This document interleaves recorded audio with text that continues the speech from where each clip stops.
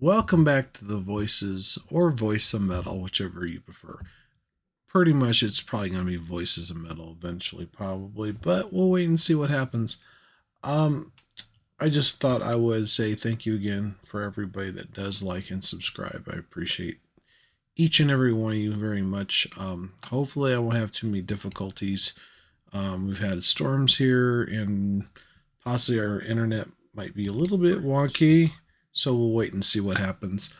I'm hoping that all you guys are doing well and safe in your area of the country because I know there's been a lot of high temperatures and some odd weather for most people in their neck of the woods. So, let's get started. I just wanted to say this article, actually, I found it through YouTube Entertainment. It's kind of interesting. I kind of quickly glanced through the list. I don't think I know very many of these songs, but I could be wrong.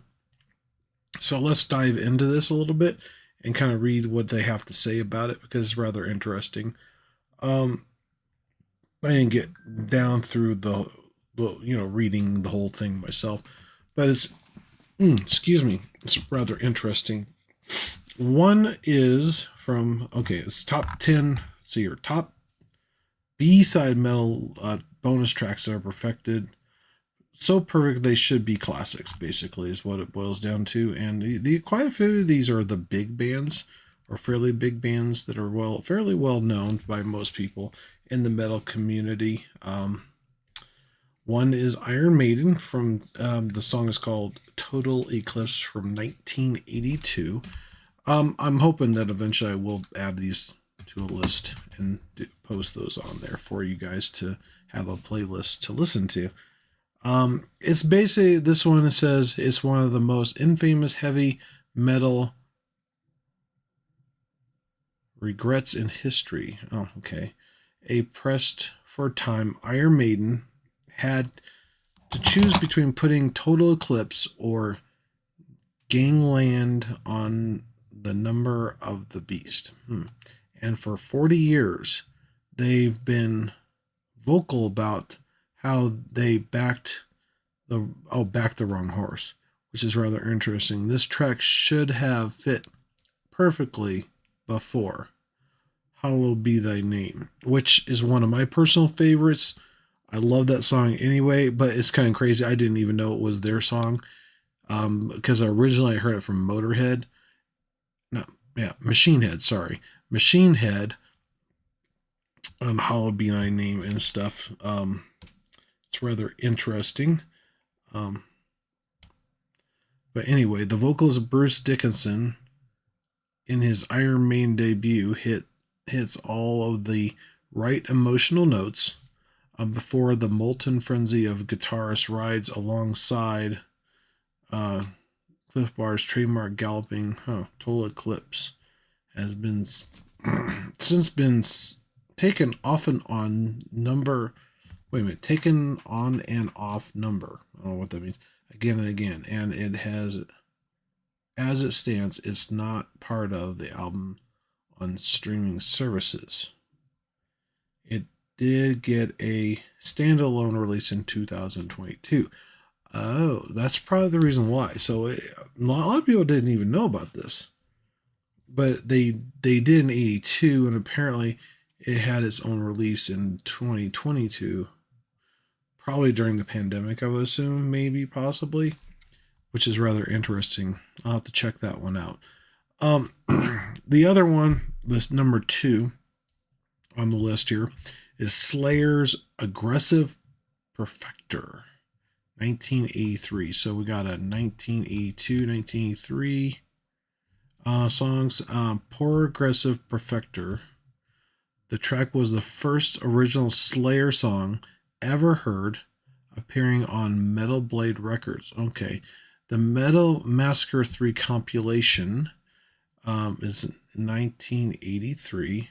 However, it's always been tucked into the Aries end of the band's releases. That's interesting. Despite being a corrosive 2.5 minute lo-fi beatdown, it's Reissued bonus track on the Haunting Chapel EP. Oh, so it was reissued in a bonus track on a Haunting the Chapel EP. When reworked, then a reworked version only appeared in Rain of Blood when the album got re-released in 1998. None of that stops this thrasher from being a blistering carnal assault. See, it could have even stood shoulder to shoulder with Rain, basically. Original track list in terms of quality. Interesting. Some of this is kind of broken up, so it's like hard to read. Or at least I think so anyway. Motorhead, Cradle to the Grave in 1987. So basically they're saying they were baffled that the B-side, Motorhead, Eat the Rich, didn't make the final track. Okay. I guess that's not I don't know which one they're talking about here. Didn't make the final track of the rock and roll album, particularly given that the album's second half ripped along at a sleazy 4 on the floor tempo. Cradle to the Grave delivers all that's right and good as a Motorhead song. Lighter rising solo lyrics with hard living and riffs so filthy that you want to hose them down before bringing them inside. Okay. Thankful the song found some life a year after release when it appeared in a documentary, The Decline of Western Civilization Part 2, The Metal Years. Interesting. Okay. So I'm going to have to check out that Motorhead song then, because that'd be kind of cool. Cradle to the Grave. From 1987. We'll see. I have to check that out. So that's our third song. Our fourth song is from Judas Priest called Living the Bad Dreams, 1990. The original recording during the Painkiller seasons. This soaring power ballad features a soulful performance by Rob Halford.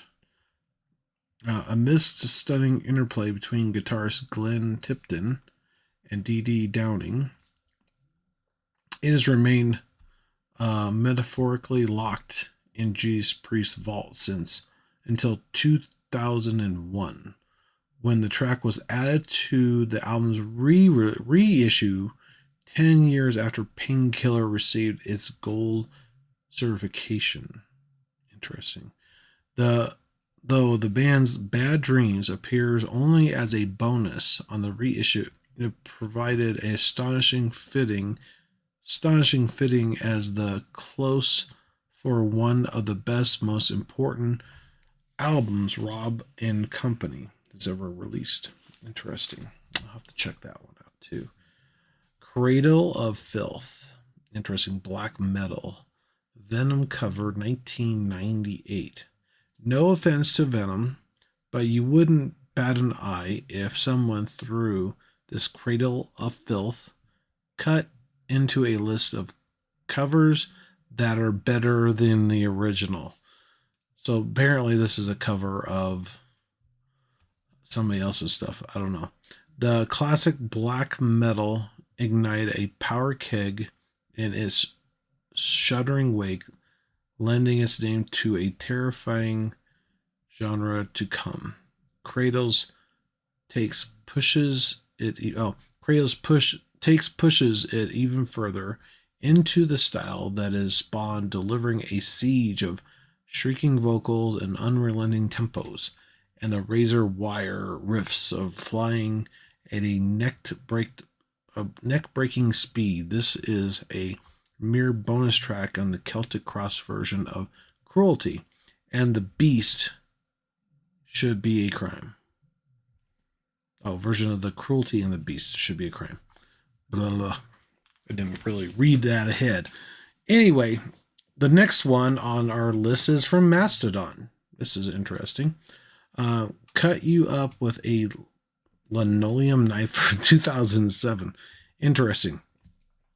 Macedon's contribution to the 2007 soundtrack for Aqua Teen Hunger Force colon movie film, okay, for theaters is very bit as violent and absurd as OTT as you expect. Cheesy, profane, cut up, instantly takes a G-force turn skyward with a plummeting hardcore tempo and a siege of flamethrower riffage. Drummer Brandon Dyler, I hope I said that right, channels his inner King Diamond with a full-on I can't say. I don't know what it means, but I can't say it. Pronounce it. As guitarist Brent hisses purge style movie etiquette, pearls included. Did you bring your baby? The babies don't watch this. Take the seed outside. Leave it in the streets. To enjoy this track at its fullest, you need to watch the complete scene from the movie. So in other words, you gotta watch the movie in order to really fully enjoy the cut you up with a linoleum knife, which I can kind of see with a title like that. It probably is one of those that it probably makes a little more sense when you actually watch the movie, maybe. I'm assuming, so who knows. Now this is rather interesting. This is Metallica, Remembering Tomorrow. But it's an Iron Maiden cover, which I didn't even know they did a cover of Iron Maiden songs. So, yeah, as far as I know, I've never heard this one, so I might have to find this one myself because it'd be kind of interesting to see a Metallica-fied Iron Maiden version of a song. This is in 2008, I guess. Iron Maiden released the original Remember Tomorrow on their self-titled debut. Always up for a good cover, Metallica took a crack at it for a tribute to the compilation in 2008. The Four Horsemen commented this time, Remember Tomorrow was basically a blueprint for songs like Fade to Black, Sanitarium, recorded during the Death Magnetic session, sorry. The band put in their immediately whatever. Metallicized. I can't. I know what they mean by it. Made it Metallica sounding sheen over the structure of the original layering of the extra guitars and the utter scoring fretwork in the galloping midsection. One of the few Metallica covers not to show up on Garage Incorporated, which is pretty dry because I love Garage Incorporated and I always have liked hearing some covers of other band songs, and I definitely am very much a fan of pretty much all those songs on that. This instead became a bonus track for on Hardwired to Self-Destruct in 2016, which I did not. I listened to Hardwired to Self-Destruct, but I didn't listen to it that much. That was where I'm starting to drop off a lot more on Metallica. I was trying to give them credit for a lot of the other stuff. I think that was right after they did the thing with Lou Reed, I think is his name, which is kind of one of those things. It's like that was kind of like the worst. Not no offense to them and Lou Reed, because he's got some good stuff out there. I just for some reason that one just didn't seem very. Oh, now this is rather interesting. This is one that I personally really love a lot, and this is surprising that it didn't get. I guess they don't think it's gotten that big, but really, quite frankly, I think they played in quite a few of their shows. Is Slipknot's "Till We Die," and really, personally, I think it's a really great song. It's one of the that's one I definitely know. Some of the other ones I have not heard, so I'll have to listen to those. 2008, this down-tempo bass track with its captivating melody, squalls of distortion, plays from a tape at the end of every Slipknot show. Oh, and was recorded during the sessions for All Hope Is Gone, which that's the one I really liked a lot too. You know, this All Hope Is Gone. Long T's sister album. Wait a minute. During the sessions for All Hope Is Gone's Long T's sister album, Look Outside Your Window. It was a pivotal time for the band, which saw them jettison performer producer Rick Rubin in favor of Dave Fortman and the record in their home state of Iowa for the first time. Okay. So that apparently that's when they started doing it in Iowa instead of where they usually do it. Until We Die exemplifies, sorry, the Nine's growth since their rough and tumble early days, showcasing fearless view towards experimentalism and disarming lyrical verbally, whatever. Anyway, it's rather interesting. I'm not sure what the Look Outside Your Window. I'm not sure if that's sister album. I guess I don't think I know this one, which is kind of weird because I've pretty much kept up with every Slipknot album. You know what though? I have not bought the last couple albums, which is surprising because usually I do. I buy both two bands at least all the time. That's usually Metallica and Slipknot, and I haven't done that this time.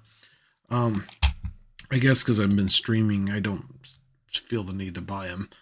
And I've been paying like $10 a month for that, right? So, anyway,